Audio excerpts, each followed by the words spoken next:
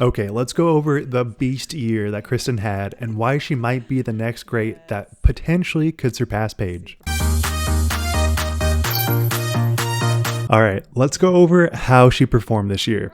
And it is really ridiculous. Like, I know people said she dominated, but it wasn't even close. There was nobody in contention. All right, so just to start, every single tournament that she played in, she got third or better. So second place finishes, Waco, Texas State's, Champions Cup, Maple Hill, and Throw Pink. And you might be thinking, no, that's pretty good. But all right, so let's go over her first place finishes. GMC, DDO, Des Moines, Jonesboro, Pro Tour, and of course, Worlds. The dominant year that she had cannot be understated. I think a lot of people just think of FPO and assume that since the field is like 10 years behind MPO, that it's not that comparable. But I would say no, this is a truly dominant year. And I think if this was Paul, then we'd be saying the exact same things about Kristin. She destroyed, she threw better than any other person, and she deserved the Worlds win. It wasn't even close.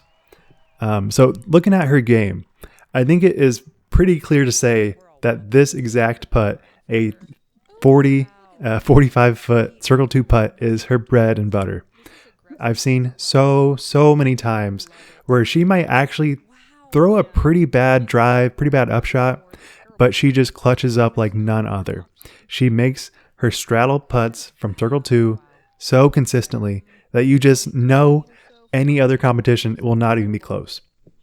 So I think that is an important distinction that she has that no other FPO player has at the moment. I think Paige may have had that Circle 2 percentages in previous years, but she does not have it now, and I don't know if she will get it back. All right, so looking at her distance game, I would actually say it's not that particularly great.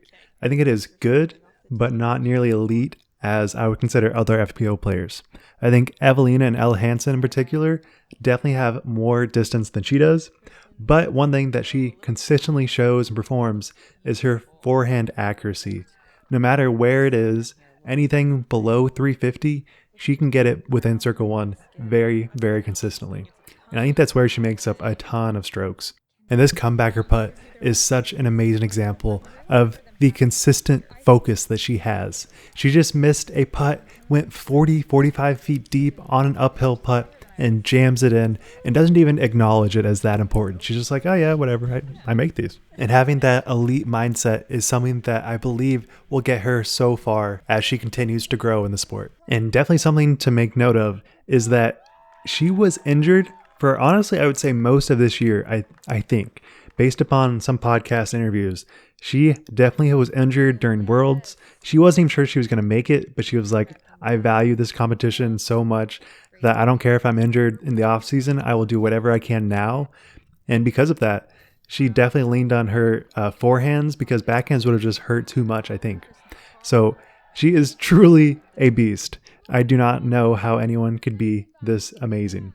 So the pure amount of consistency and creativity that she has to her lines just shows that she is an elite force that is here to stay. And also something to note on this compilation is that she is making eagle putts every single tournament, it feels like. I don't think this is at all a resemblance of any other players. And this shot in particular is something that I don't think any other FPO player could do. It does not look even remotely possible to me, and I think most MPO players would struggle as well.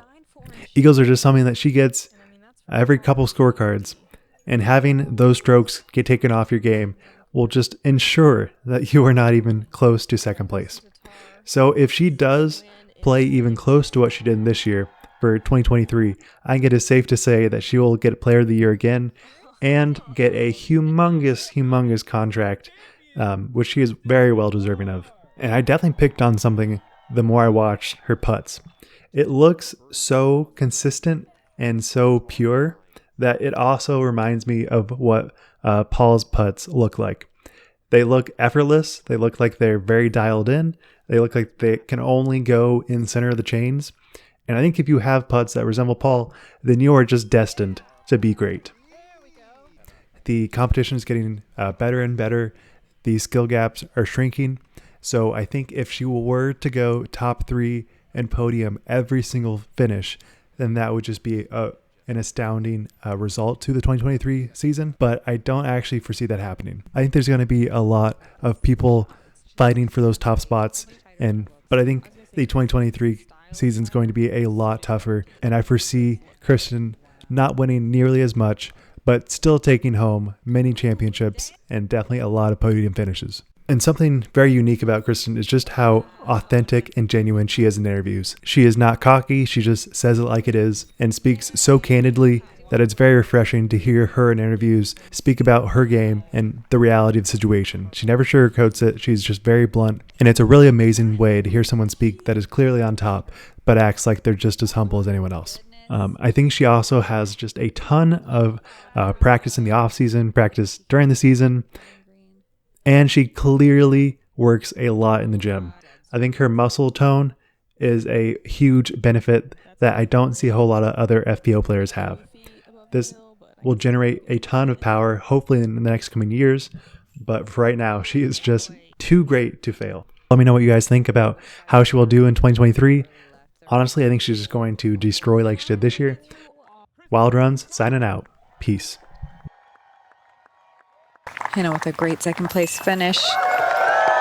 Kristin Tattar winning again. Can she be beat?